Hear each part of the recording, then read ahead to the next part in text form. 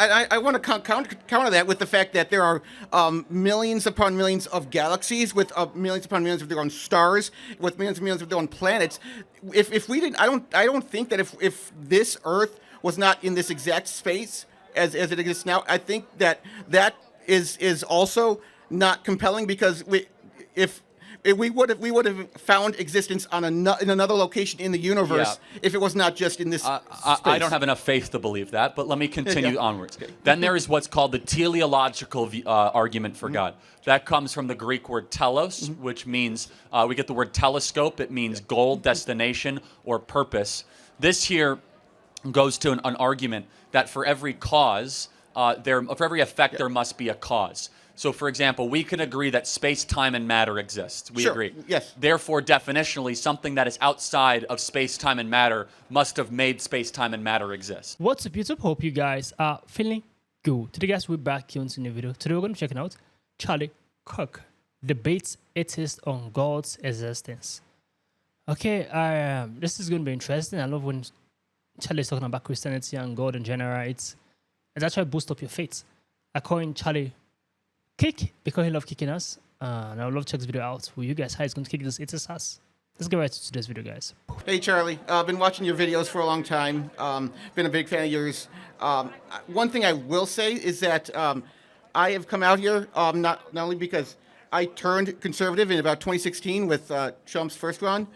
I've always also been a devout atheist, and I've been proud in my beliefs with that. I find the the Bible, to be a very fictitious book. I find that it has a lot of contradictions that are not squared away by anybody that finds it, that reads it. So I'm just want to know one thing I want to get for you before we dive into that is, how can we get more people of different faiths to come to the conservative movement, instead of, because a lot of what I see of you is espousing on, Christian virtues and to a lesser extent Jewish, but I think that there could be a lot more that we could do with ideas rather than the beliefs of religion. Let's start with the idea of atheism, if that's okay. Sure. I'm going to go through all of the arguments for God's existence. Okay. I want you to tell me if you've heard them before or if they are compelling. Okay. First is what's called the ontological argument for God, which ontos comes from the Greek. It's the Greek word for being. Sure. So the highest conception of human beings,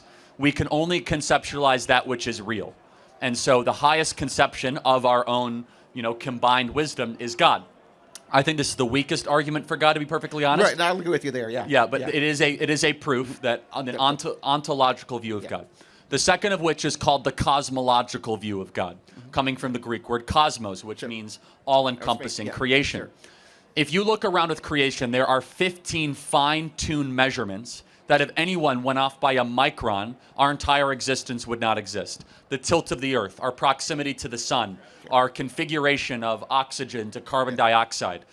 In fact, we can look at the probability of our existence. It's 1 in multiple trillions that all of this would come together at an exact time, let alone consciousness, let alone human beings, let alone our DNA. Sure, I want to counter that with the fact that there are millions upon millions of galaxies with millions upon millions of their own stars, with millions and millions of their own planets.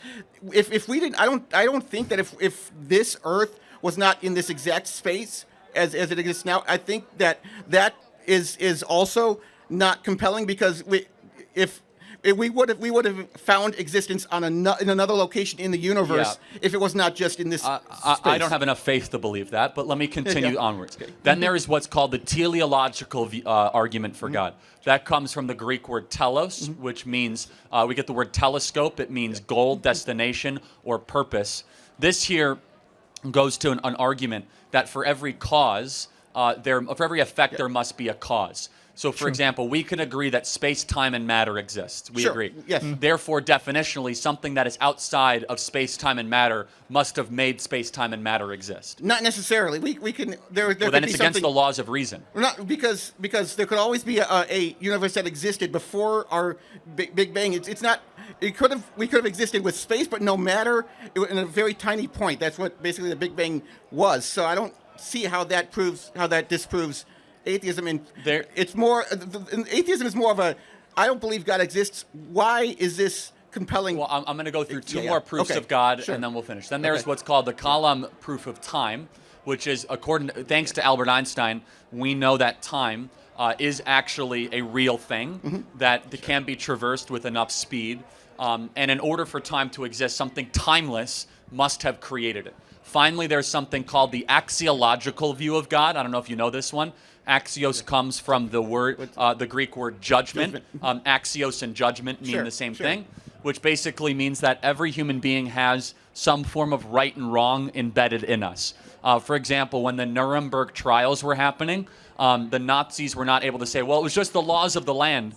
They actually appealed to a higher power, saying that every one of us had some good or evil within us. Okay, so that doesn't. I mean, that kind of disproves, right? I mean, if the Nazis were able to point to something outside of themselves and say, hey, this is the reason why we're doing this. They crap. didn't. No, the point is Okay. the Nazis didn't. Okay. Is that the Yeah. people doing the trial did. Meaning the Nazis were not able to Oh, excuse okay. that. Okay. So out of all those proofs of God, what, if any of them, are persuasive to you? None.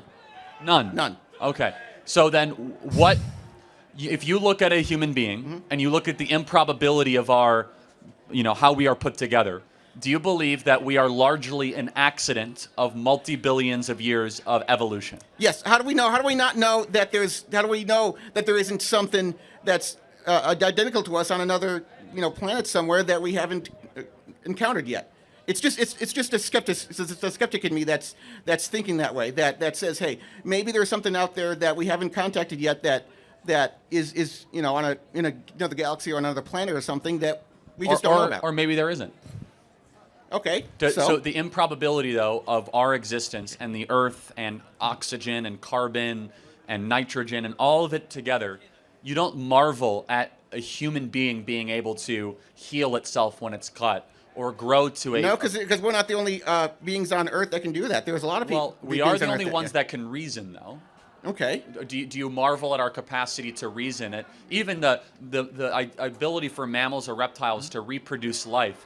You don't see any intelligent design behind it. None.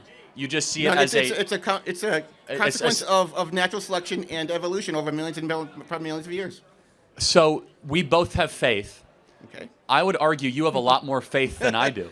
You have a lot more blind faith to believe that everything around you, love, joy, peace, sadness, is all just a construct of neurons firing in your brain. Yeah, pretty much, yeah. So do you believe that we are just limited to our five senses? No, I think even science has said that there could be like a sixth sense of... What is that sixth sense? Like a sixth sense that can be aware of what's surrounding the body. That, like, I can know that there's another person next to me or there's a microphone in front of me. I can sense that. I don't need to have my eyes... I could be blind and I could still know that was there. I mean, I didn't need... I use more than five senses. Science has told us that for decades, that we have more than five What do you senses. think happens when you die? Nothing. Our electronic impulses just stop firing and Let me ask you Nothingness. the most important question. Okay. Do you hope you're wrong? not really. No, I mean, I've got So, this. so, it- you, it- so you I don't think- you don't desire an afterlife. I consider this life as an atheist the more compelling than even when I was younger and when I was religious, because I think that this is the only life we have.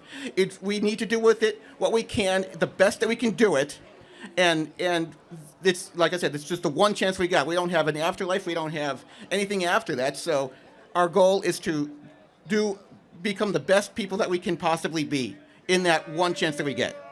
Okay, I will be stunned. So you hope that there's no eternal judgment and you never see your loved ones after you die. No, not really. I hope you all internalize just how dark that is, how sad that is. And it's fine, I'm not trying to criticize you. Yeah. We as Christians have hope that we are going to see our loved ones again, and that we will be in heaven, and that we will be in perfect peace, and that this is not it. Yeah. In fact, there's something even better awaiting us. So I hope one day that you do seek to find something higher and better, that this is not all for us in our existence. Thank you so much. Fair enough. Thank you. Thank you. Listen, this guy watches a lot of sci-fi movies. Like right now, not to be judgy, but he's sounding very. What is the word I'm gonna use? Out of his mind. It's this world we're living in. This is a main world. We have to make use of it very well. You understand? No one knows afterlife aside of what Scripture told us, which I believe in Scripture. that we're going to reunite with our loved ones who were around with us during the time we were on Earth. You understand? But there's something called afterlife. Either you believe it or you do not believe it, there's something called afterlife, and we are going to go there. You understand? Either you're going to heaven or you go to hell. One of them are going to go afterlife. So the guy right here, he was trembling. Probably that's how he speak, or it was out of because of fear, or he's not good at public speaking. But you don't tell me because there are galaxies and probably there are also other people like us on Earth, on other planets somewhere. You believe in that. That is a delusional statement, if you ask me. It's a crazy statement to say. In the scriptures, Jesus himself was on planet Earth here. Either you believe in Jesus or not believe in Jesus. Jesus was here 2,000 years ago. He was on Earth. He performed miracles. He preached the gospel. Either you believe it or you do not believe it. The scripture is real. Either it says contradicting or not, is real. And what the scripture says, the prophecies always come true. It came true about Jesus, and Jesus came on earth. Prophecies always come true. David, Joseph, it's always come true. So, the guy right here, I believe this is his belief and also his mindset, and I also believe that movies also have impact on the guy too. He watched a lot of sci-fi movies. A lot. He's a sci-fi movie freaks because ever since he talked about the planets and scenario of it, saying I knew this guy was going somewhere. Now, his judgment and the way he sees things is out of place. And he said he was once a Christian and he did not believe it again because of how Christianity had become. There's a lot, Bible said it, a lot of false prophets are going to come out. Probably he saw a lot of false prophets who said different things and he lost his faith. I'm not going to judge. I'm not here to judge him, but his narrative right now as an atheist, no, it's bad. No, it's bad, and he believes in the Big Bang theory as his own business. This is just a lot. I just feel like the guy is not thinking straight and has been misled. I don't know who he's listening to or who he's following, but he's 100% being misled. You have to believe in something. There's no how you tell me you don't believe in anything. Either you're Muslim, Buddhist, or Christian. There's something called a faith. There's something called miracles. I believe in miracles because it has actually happened to me. Sometimes our truth is not also truth to other people too. Comment below what you think about this video. Give us a thumbs up. Share this video to as many as you can. Subscribe to the channel, guys. And give us a thumbs up. I will see you guys in the next video. Make sure you stay safe.